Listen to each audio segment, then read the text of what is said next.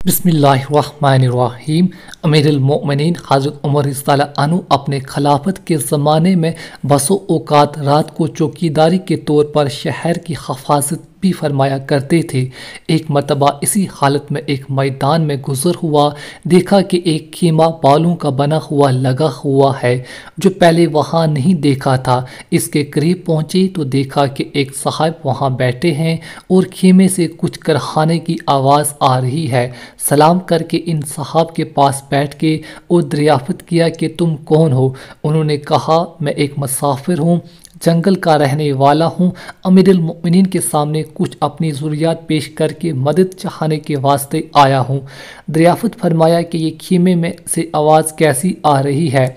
इन साहब ने कहा, मियाँ जाओ अपना काम करो। आप रज़ियल्लाहु अन्हु ने इसरार फरमाया कि नहीं, बता दो, कुछ तकलीफ़ की आवाज़ है। इन साहब ने कहा कि औरत की वलादत का वक़्त करीब है, दर्जा हो रहा है। आप रज़ियल्लाहु अन्हु ने दरियाफ़त फरमाया कि कोई दूसरी औरत भी पास है। उन्होंने कहा कि कोई नहीं। आप रज़ियल्लाहु अन्हु वहाँ से उठे और मकान तशरीफ़ ले गए और अपनी बीबी हज़रत उम्मे कुलसूम रज़ियल्लाहु अन्हा से फरमाया कि एक बड़े सवाब की चीज़ मुक़द्दर से तुम्हारे लिए आई है। उन्होंने पूछा, क्या है? आप रज़ियल्लाहु अन्हु ने फरमाया, एक गाँव की रहने वाली बेचारी तन्हा है, इसको दर्जा हो रहा है। उन्होंने अरशाद फरमाया कि हाँ, तुम्हारी सलाह हो तो मैं तैयार हूँ। और क्यों ना तैयार होती कि ये भी आकर हज़रत सईद फ़ातिमा रज़ियल्लाहु अन्हा की ही साहबज़ादी थी।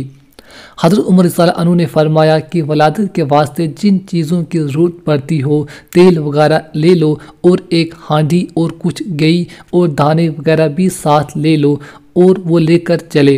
हज़रत उमर रज़ियल्लाहु अन्हु खुद पीछे हो लिए। वहाँ पहुँचकर हज़रत उम्मे कुलसूम रज़ियल्लाहु अन्हु तो खीमे में चली गईं और आप रज़ियल्लाहु अन्हु ने आग जलाकर इस हांडी में दाने उबाले, घी डाला। इतने में वलादत से फरागत हो गई।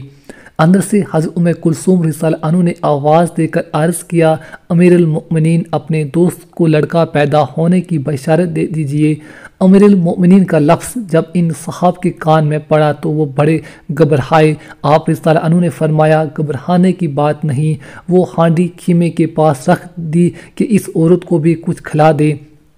हज़रत उम्मे कुलसूम रज़ियल्लाहु अन्हु ने इसको खिलाया। इसके बाद हांडी बाहर दे दी। हज़रत उमर रज़ियल्लाहु अन्हु ने इस बदर से कहा कि लो, तुम भी खा लो, रात भर तुम्हारी जागने से गुजर गई। इसके बाद अहलिया को साथ लेकर घर तशरीफ़ ले आए और इन साहब से फरमा दिया कि कल आना, तुम्हारे लिए इंतज़ाम कर दिया जाएगा।